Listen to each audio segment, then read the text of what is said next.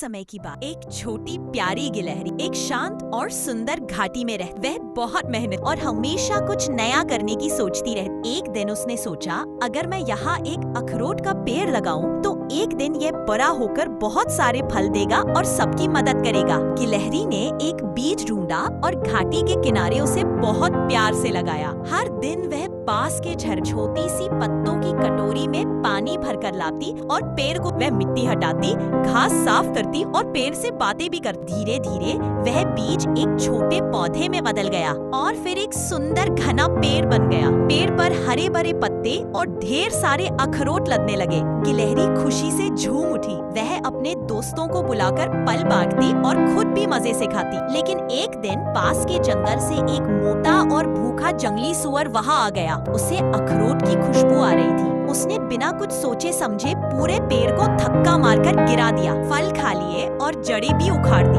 गिलहरी बहुत दुखी हुई। वह अपने टूटे पेड़ को देखकर रोने लगी। उसकी मेहनत और सपना चकनाचूर हो गया था। तभी एक ऊंचे पहाड़ से उतरता हुआ एक बूढ़ा कछुआ वहाँ आया। वह गिलहरी को रोते हुए देख बहुत हैरान। उसने धीरे से पूछा, तुम इतनी उदास क्यों हो? गिलहरी ने पूरी बात बताई, कैसे उसने पेड़ लगाया, उसकी देखभाल की और फिर कैसे एक झटके में सब खत्म हो गया। कछुआ कुछ देर चुप रहा, फिर मुस्कुराते हुए बोला, मेरे पास एक सुनहरी घाटी है जहाँ मिट्टी बहुत उपजाऊ है। तुम वहाँ चलो, मैं तुम्हें जमीन दूंगा और तुम फिर से कोशिश करो।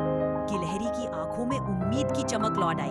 वह कछुए के साथ उस घाटी में चली गई। वहाँ उसने और भी अच्छे से काम करना शुरू किया। बीज बोए, पानी दिया, देखभाल की।